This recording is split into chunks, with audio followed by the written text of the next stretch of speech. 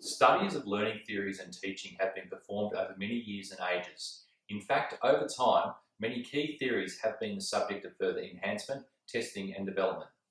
Three of the cornerstone or primary learning theories include behaviourism, cognitivism and constructivism. The focus of this presentation today is the theory of behaviourism.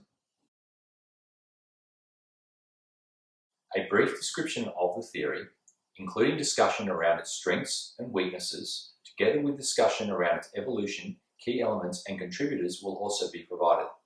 Furthermore, as the topic is discussed, reference to specific articles and relevant literature that were found during the preparation will be cited. A detailed reference list will also be provided with the submission.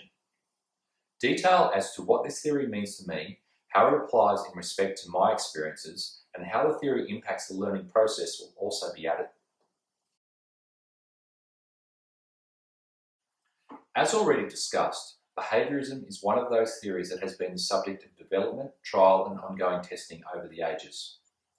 Whilst many have contributed to the strength and growth of this theory over time, two of the pioneers behind the basic principles of the theory were Pavlov, who was born in the second half of the 19th century and died in 1936 with his classical conditioning, and B.F. Skinner, who was with us for much of the 20th century with his operant conditioning.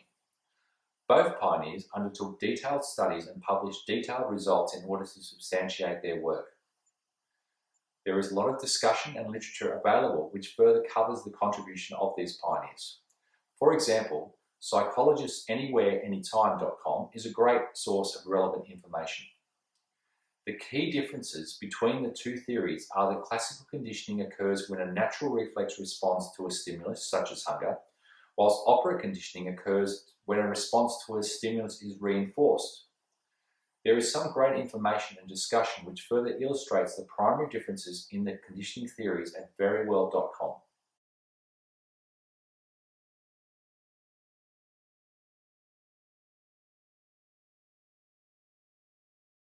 This diagram is an adaptation from Educational Psychology for Learning and Teaching.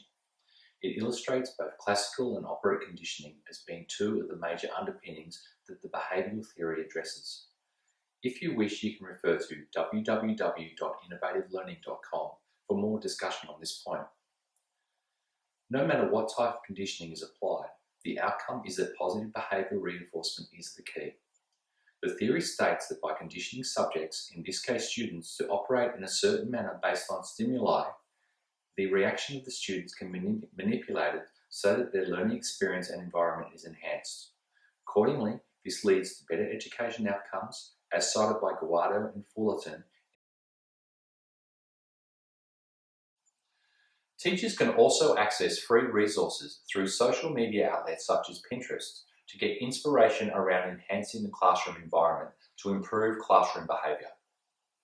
As described at playwithlearning.com, the key principle of behaviourism is the reward or punishment of a new behaviour. This is commonly described as the carrot and stick approach to learning. The key theory states that rewarding someone for a particular behaviour encourages them to behave in the same way in a similar situation. The reward reinforces the behaviour. Conversely, if behaviour is punished, the subject is less likely to repeat it. In behaviourism, people can learn not to do things as well as to do things. In fact, as cited by many, including Omrod in 2008, this theory does not recognise behaviour unless it can be physically displayed. Accordingly, a primary focus of the behavioural theory is the environment in which the behaviour is displayed. This is considered both a great strength and a great weakness. Being one of the most analytical and scientific approaches is certainly of great appeal to many, but on the other hand, by not taking into account or recognising factors of other theories relating to things such as biomechanics or genetics can be considered flawed. Many studies have involved circumstances and subjects such as studying animals in generic man-made laboratories. This allows for arguments to be made that the theory itself has been created in false environments and not a true reflection of real-world scenarios. This theory also assumes that everyone is born with a blank slate in relation to their behaviour. Much discussion, research and work in regard to the theory, including that of Skinner in 1948, refer significantly to this fundamental assumption. This is a direct contravention to the outcome and major elements of some of the other theoretical studies, and does not align with some specific cultures which fundamentally operate in the opposite manner of this assumption. For example, the Aboriginal culture rejects the notion of being born in a blank state. This immediately rules out theories that are based on that notion, which of course includes behaviourism. This fact has been cited by Gibson and Vale in 2007. Accordingly, it should be noted that the applicable circumstances, relevant culture and environment to which a situation applies should be first considered before an applicable theory is determined. There may very well be an alternate theory or a combination of theories that are more suitable for a set of circumstances. In fact, a variety of theories should be considered in every situation, and once you combine the notion that behaviour is a social construct of many elements and that each situation will be different, you will come to the conclusion that each behaviour theory has its place. From a personal perspective, I, like you, can recall many situations during my life where this theory has been used. I can certainly recall times in my schooling where it was used in favour of other behaviour theories which may or may not have been more appropriate at the time. During my schooling, the approach to behaviour was largely binary. More often than not, a one-size-fits-all approach to behaviour and learning in general was taken. This did not take into account different cultures and the needs of specific students, and often amplified many of the prejudices that were in society at that time.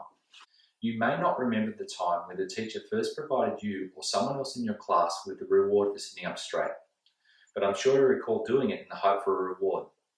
This is an example of this theory in action that we have all experienced. At the end of the day, the fact that there are certain elements of this theory that generates polarized opinion make it more attractive. It reinforces the view that no one specific theory should be relied upon all the time, and really it is a combination of the learnings from many theories that make us better teachers. Then of course is the challenge of applying the theory to the reality of the practical learning process. In conclusion, it is pertinent to again point out that behaviourism is just one of many theories. In fact, behaviour is the result of many factors which cannot be explained by just one theory or ideology. As professional teachers, it is important that we keep key elements of this theory, like many others, in mind for reference and use when applicable to the circumstances.